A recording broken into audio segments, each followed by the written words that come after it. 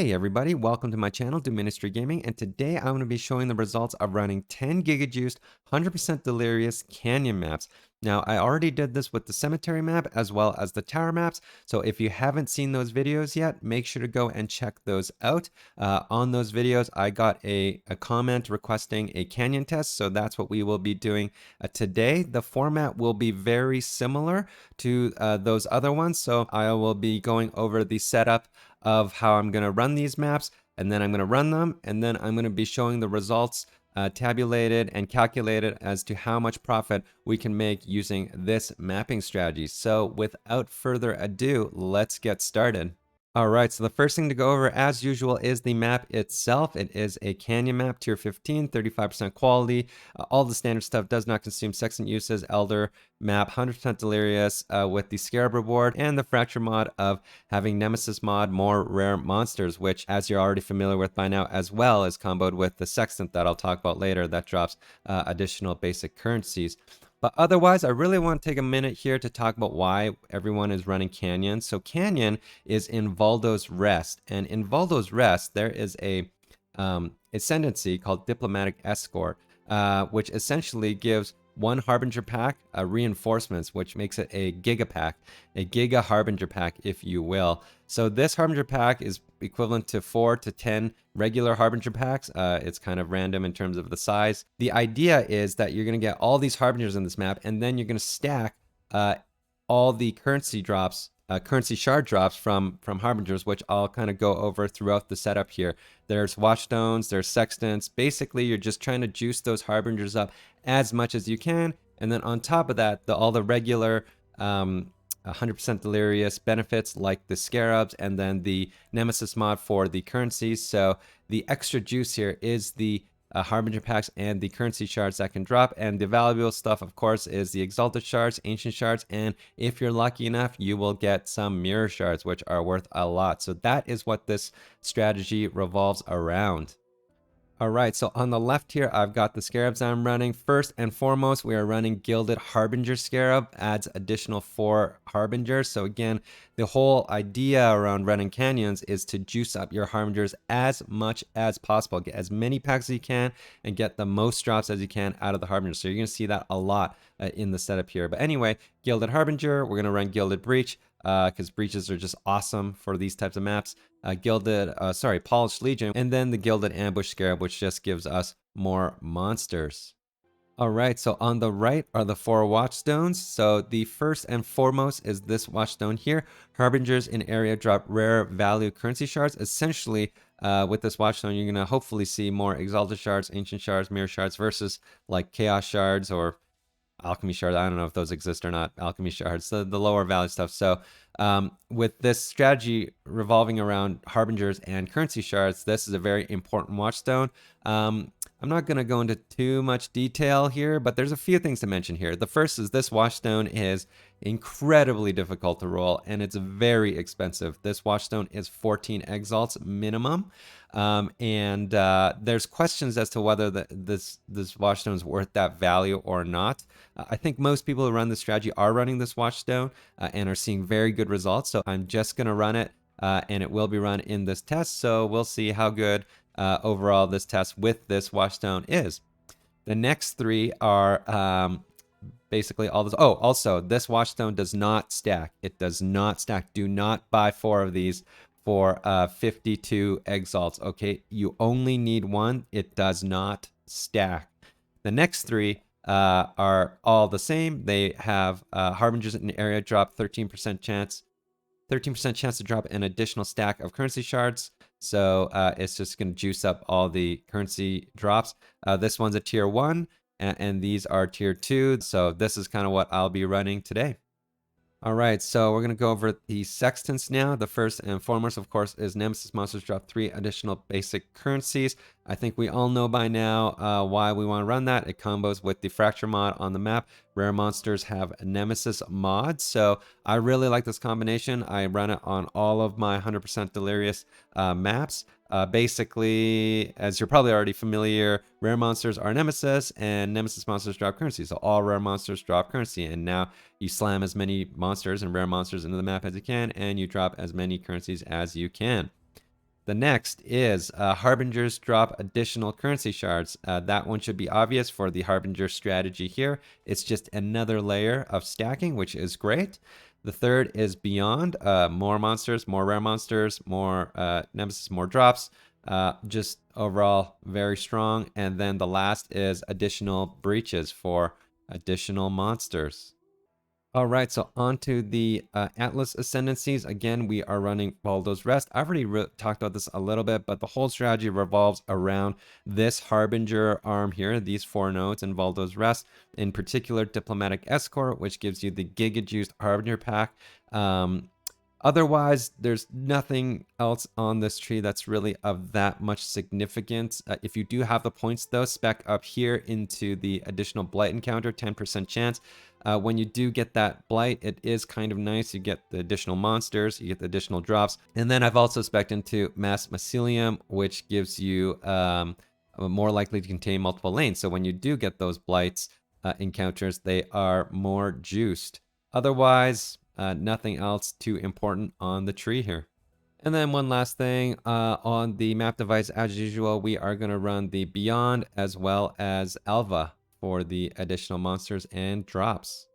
All right, so on to the spreadsheet here to go over the cost of running these maps. You should be familiar with this by now, but if not, on the left here is a table of the costs that you're going to incur every time you want to run one of these maps. So the left is a list of materials, the middle is the cost per one of these materials, and the right is a total cost for my 10 map experiment. And as you can see at the bottom here, the total to run one of these maps is 248 chaos, so it is not cheap at all to run these maps. However, we are fairly confident that it's going to pay out as per some of the cemetery and tower testing that we've done already. So I'm fairly confident this will work out. The question now is how much profit you're actually going to make on these maps. But otherwise, you know, fractured fossils have been coming down in price. That's fantastic to see. And then otherwise, on the right here are the other costs associated with running this mapping strategy. Now, this strategy in particular is a lot more expensive than the cemetery setup or the tower setups that I've run before, and these costs don't really go into my profit analysis, so you're going to want to be cognizant about these upfront costs. The first is you know, fracking the map itself. I paid a frack fee of 90C to frack the 10 maps because I don't own the map, and I don't want to yet. But if you were to actually buy this map to copy, the base map is going to cost you 14 to 15 exalts for the map itself. Then the Watchstones is really where it's quite killer. I've mentioned this before. The valuable Watchstone itself is 14 exalts. The tier 1 currency drop is 4x, and the tier 2 currency drop is 1.5x. So the 4 Watchstones in my test here alone is 21 exalts. So that's quite expensive compared to setting up a cemetery or a tower setup. Now for the Sextants, I rolled my 4 mods in 103 Sextants. I'm not sure what the expected number should be, whether I got lucky or not, but it seems from, you know, rolling these on cemetery, tower, and here it's somewhere around 100 to 200 sextants to get the 4 mods. I've heard people take over 200 sextants and still not get Nemesis drops currency, so you know, this one's up in the air, so I don't know what I can tell you other than for this test it took me 103 and 154 chaos, and then of course a character that can run these maps. I've talked about this at length in the other videos, so I won't go over that there. All right, as usual, here are all the drops in game in the yellow tabs quickly before we jump into the spreadsheet for the actual numbers. As you can see, I dropped the highlights here about physically dropped 10 exalted orbs in the map and got enough shards for 1 extra one, well, 1.5 extra ones. But you can see lots of ancient orbs here, like all the other maps, you know, lots of alterations and whatnot that have a lot of value.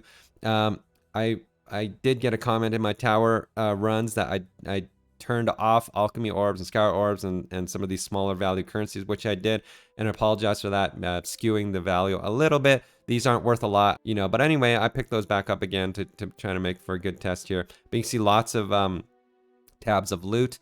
You know, 5.5 simulacrum maps. These are 300 splinters each, so I have 1,500, 1,700 splinters that I looted. But you know, pages and pages and pages and pages of Scarabs. 2, 4, 6, 8, 10, 11 pages of Scarabs. If you haven't heard me talk about Scarabs before, I think this is where a ton of the value comes from. You break even from these maps essentially just from the Scarab drops. And then finally, this tab here is just some of the other sort of uniques. I dropped a Shafts, which isn't really worth much these days, I don't think. Void Battery and a couple other things.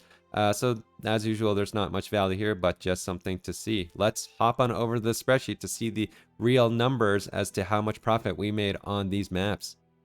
All right, everybody. So here are the results tabulated of the 10 runs. This table should be pretty familiar to you by now if you see my other videos. If not, every row represents one map that I ran out of the 10.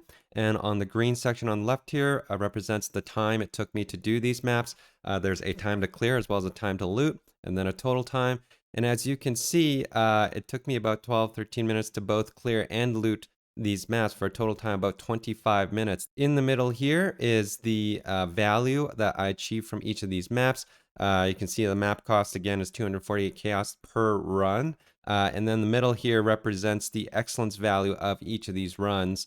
Excellence being the overlay that calculates the value of everything you have in a tab or whatever you want to select by pricing against PoE Ninja. And as you can see, on the right column here is the profits after I take the difference between the two.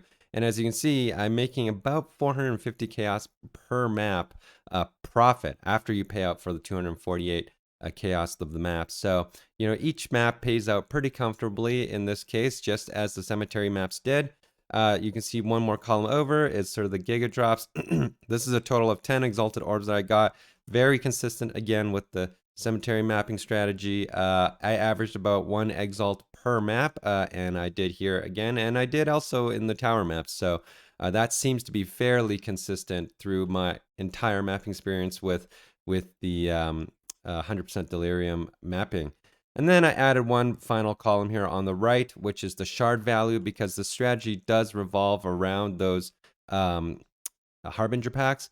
And so this represents for each map the total value of specifically the shards that I picked up. And as you can see, each map has an average about 4850 chaos worth of shards, which is certainly not bad at all. All right, so down at the bottom here is the summary of the 10 maps. The total I invested into these 10 maps is about 25 exalts. The total value that I got out of these 10 maps is about 70 exalts, making a total profit of about 45 exalts. It took me 4.3 hours to run. And if you do the math, it works out to a total of about 10.5 exalts per hour. So this is a very good result. So I'll just expand on that with a few more comments. At 10.5 exalts per hour, that definitely makes this a very strong mapping strategy and one that I can see why so many people like. It definitely felt very good to run and loot these canyon maps. And, there's a few things that makes it really good. The first is the Giga Harbinger pack. The Giga Harbinger pack is really no joke. Not only can you drop a lot of currency shards there, exalted shards, angel shards, and even mirror shards that I didn't get in my 10 runs, but when you do, I'm sure that's going to be an insane feeling. But the Giga pack also drops a ton, like a ton of other loot. It's insane. Sometimes it takes me a few minutes just to loot that pack by itself. The screen is just littered. I don't think you're really going to fight many things in this game that is going to drop much more loot than the Giga Pack itself. So the Giga Pack is really awesome for that. The other thing is that the Scarab rewards, because of all the Harbinger, I think, ads, always felt like you were getting to a very high level. 14 levels is not uncommon with the canyon maps. It just felt like if you got there a little bit easier than the other mapping strategies that I've come across so far. So having those extra few layers of delirium rewards, especially when it comes to Scarabs, certainly is no joke at all. The difference between 12 and 14 layers is quite a bit of value. So that is very good as well with the canyon. Now there is one downside that I experienced when I ran the canyons, which actually is enough to deter me from continuing to run this mapping strategy, and that is I crashed a lot with the Giga Harbinger pack, like a lot. I crashed probably 7 or 8 times, maybe even 10 times running these 10 maps on the Giga Harbinger pack, and I don't think that is uncommon. I've heard there are many people that have experienced the same issue, and that also has deterred them from running these maps. There are also a lot of people who don't have an issue with that pack, and if your computer handles it just fine, then really good on you.